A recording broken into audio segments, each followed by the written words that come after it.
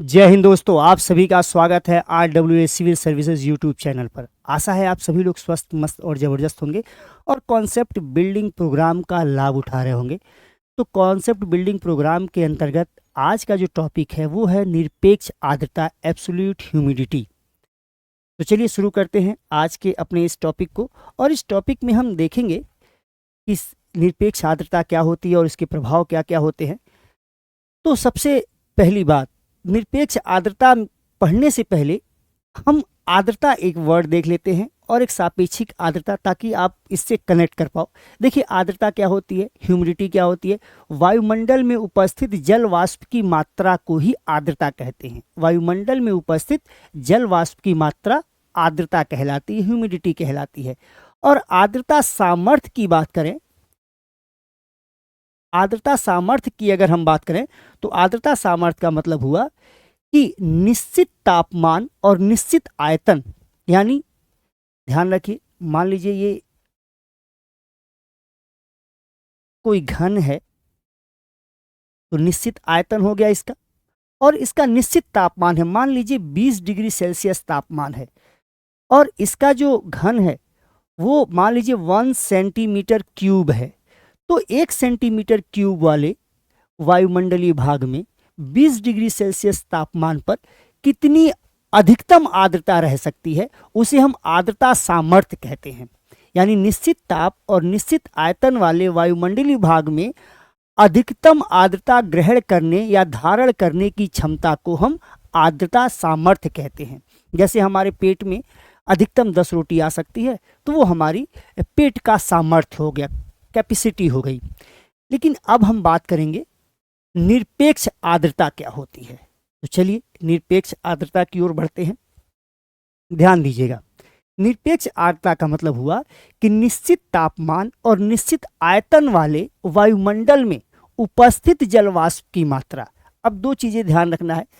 एक तो आर्द्रता सामर्थ्य, जब हमने बात की थी, जब हमने आर्द्रता सामर्थ्य की बात की तो मैंने कहा कि अधिकतम निश्चित ताप, यहाँ टेम्परेचर क्या कर दिया, टेम्परेचर निश्चित है, कितना, मान लीजिए 20 डिग्री सेल्सियस, और आयतन इसका निश्चित है 1 सेंटीमीटर क्यूब।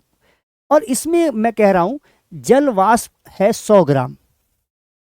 ठीक, अधिकतम जल वाष्प धारण करने की क्षमता है 100 ग्राम।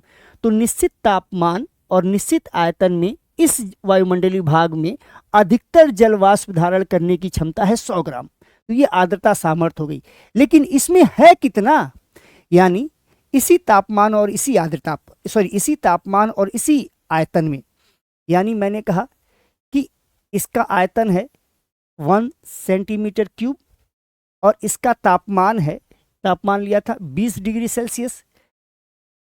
तो कितना है, जो है वो निरपेक्ष है। यानी मेरे खाने की औकात पेट की 10 रोटी है, लेकिन पेट में केवल 3 रोटियां हैं, तो निरपेक्ष कितनी होगी, 3 रोटी। यहाँ पर क्षमता इसकी है 100 ग्राम की, लेकिन यहाँ उपस्थित केवल है मान लीजिए 50 ग्राम। तो ये 50 ग्राम जो है वो निरपेक्ष आर्द्रता कही जाएगी। क्षमता इसकी 100 ग्राम की है, लेकिन उपस्थित जो है वो निरपेक्ष कहा जाएगा। बात क्लियर।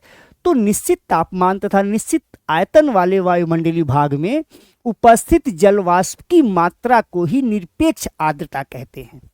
बात क्लियर। चलिए अब बात करते हैं निरपेक्ष आर्द्रता घटती है।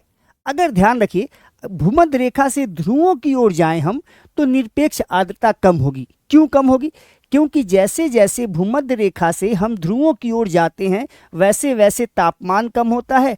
तापमान कम होने के कारण वाष्पीकरण कम होता है। वाष्पीकरण कम होने के कारण निरपेक्ष आर्द्रता कम हो जाती है। भाई, भूमध्य रेखा से ध्रुवों की ओर जाओगे तो औसत रूप से तापमान कम होता चला जाता है, तो वाष्पीकरण कम होगा तो निरपेक्ष आर्द्रता कम हो जाएगी। यानी वायुमंडल में जल वाष्प ही कम होगा तो निरपेक्ष आर्द्रता कम हो जाएगी।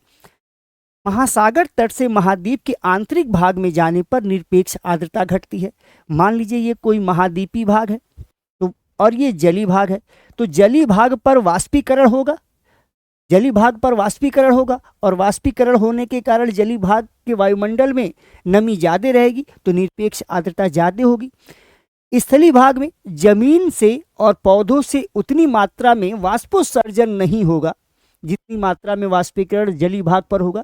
इसलिए स्थलीय भाग पर जल वाष्प की मात्रा कम होने की वजह से निरपेक्ष आर्द्रता कम होती है। और जैसे जैसे आंतरिक भागों में बढ़ते चले जाओगे निरपेक्ष आर्द्रता उतनी ही कम होती चली जाएगी। तटीय भाग में सागरीय भाग के प्रभाव के कारण यहाँ आर्द्रता की मात्रा यानी निरपेक्ष आर्द्रता की मात्रा थोड़ी अधिक रहेगी, लेकिन आंतरिक भागों में समुद्री प्रभाव कम हो जाएगा तो निरपेक्ष आर्द्रता कम होती चली जाएगी। देखिए, अब निरपेक्ष आर्द्रता अधिक होती है सर्दियों की अपेक्षा गर्मियों में, यानी गर्मियों में निरपेक्ष आर्द्रता अधिक होती है। क्यों?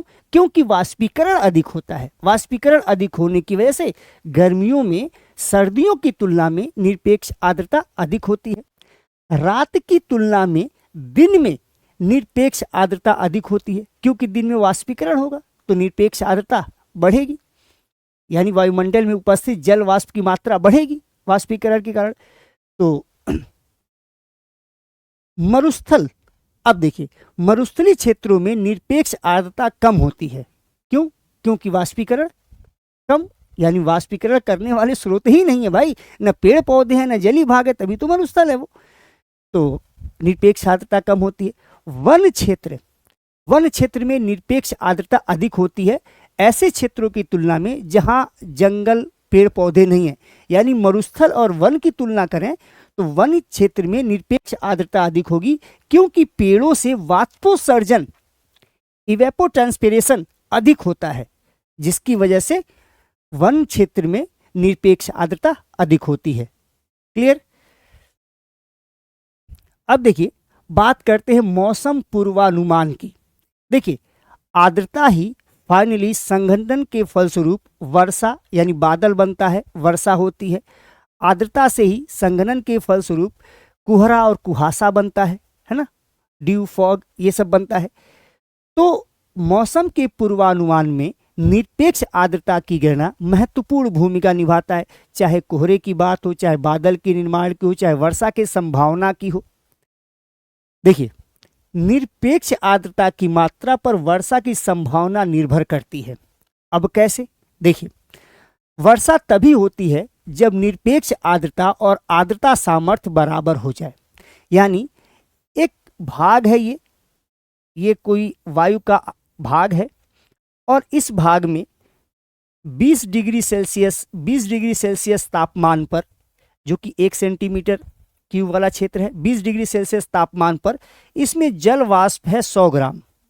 100 ग्राम जल वाष्प अधिकतम जल वाष्प रखने की क्षमता है, ये क्षमता बोल रहा हूं मैं, ये क्षमता है 100 ग्राम इसकी, यानी आर्द्रता सामर्थ्य है। लेकिन सेम एक निश्चित आयतन यानी 1 सेंटीमीटर घन वाला है, 1 सेंटीमीटर क्यूब है इसका भी तापमान वहां रखा हूं 20 डिग्री सेल्सियस। लेकिन इसका अगर 50 ग्राम इसमें जल वाष्प हो तो निरपेक्ष आर्द्रता कितनी है? 50 ग्राम, और क्षमता उसकी कितनी है? 100 ग्राम की, तो वर्षा नहीं होगी। जब यहां की निरपेक्ष आर्द्रता 100 ग्राम पहुंच जाए, यानी आर्द्रता सामर्थ्य और निरपेक्ष आर्द्रता बराबर हो जाए, तब वर्षा होती है। तो अगर किसी भी वायुमंडलीय भाग में निरपेक्ष आर्द्रता उतनी पहुंच गई है जितनी उसकी आर्द्रता सामर्थ्य है, तो संघनन होगा, बादल बनेगा, वर्षा होगी, कोहरे का निर्माण होगा, ये सारी चीजें होंगी, अदरवाइज नहीं होंगी। मौसम साफ रहेगा, शुष्क रहेगा तब। तो निरपेक्ष आर्द्रता की अगर हम गणना करते हैं, पता लगाते हैं, तो हमें पता चलता है कि बादल का निर्माण, कोहरे का निर्माण, वर्षा की संभावना के बारे में पता चल जाता है। तो मौसम का पूर्वानुमान लग पाता है। तो ध्यान रखिएगा, निरपेक्ष आर्द्रता अगर कम है आर्द्रता सामर्थ्य से, निरपेक्ष आर्द्रता कम है आर्द्रता सामर्थ्य से, तो वर्षा नहीं होगी। और निरपेक्ष आर्द्रता और आर्द्रता सामर्थ्य बराबर है तो वर्षा होगी। ठीक, चलिए तुम पूर्वानुमान देख लिए। अब एक प्रश्न है इस प्रश्न का उत्तर दीजिएगा। पिछली क्लास में आप लोगों ने कमेंट किया कि आपने इस बार प्रश्न ही नहीं दिया, तो प्रश्न का उत्तर दीजिएगा। निम्नलिखित में से कौन सा कथन निरपेक्ष आर्द्रता के बारे में सही है? यह वायु में उपस्थित जल वाष्प की वास्तविक मात्रा को दर्शाता है। इसे ग्राम प्रति घन मीटर में मापा जाता है। ग्राम प्रति सेंटीमीटर कहो, घन मीटर कहो, ठीक है ना, एक इकाई है, में मापा जाता है। यह वायु के तापमान पर निर्भर नहीं करती, मतलब तापमान बढ़ेगा तो आता नहीं बढ़ेगी या घटेगी, ये आप सोचना है। ठीक, तो इसका एक ये हो गया। इसका मैं कमेंट सेक्शन में आंसर दूंगा अगले दिन, यानी कल इसका आंसर दूंगा। आप इसको सॉल्व करने के बाद बताइएगा। एक क्वेश्चन और है, पिछली क्लास में चूंकि मैं क्वेश्चन नहीं दे पाया था, इसलिए इस क्लास में पिछली क्लास के वाली टॉपिक का क्वेश्चन लाया, यानी आर्द्रता सामर्थ्य का क्वेश्चन लाया हूं। यदि वायु का आर्द्रता सामर्थ्य बढ़ता है, यानी आर्द्रता सामर्थ्य अगर बढ़ रहा है, तो निम्नलिखित में से क्या सही हो सकता है? वायु का तापमान बढ़ता है, वायु का तापमान घटता है, वायुमंडलीय दाब बढ़ता है, जल वाष्प घनत्व घटता है। अब इसके बारे में आपको बताना है। तो दोनों ही क्वेश्चन का आंसर अलग अलग आप कमेंट सेक्शन में दीजिएगा। अगर क्लास अच्छी लग रही हो तो क्लास को लाइक जरूर कीजिएगा। और अगली क्लास सापेक्षिक आर्द्रता पे होगी और थोड़ी सी बड़ी होगी ना, आधे घंटे के अंदर ही होगी, लेकिन इस क्लास से बड़ी होगी। तो अगर क्लास अच्छी लग रही हो तो क्लास को लाइक कीजिए, क्लास अच्छी लग रही है तो क्लास को शेयर कीजिए, क्लास अच्छी लग रही हो तो चैनल को भी सब्सक्राइब कीजिए। तो चलिए इसी के साथ आज के सेशन को समाप्त करता हूँ। जय हिंद।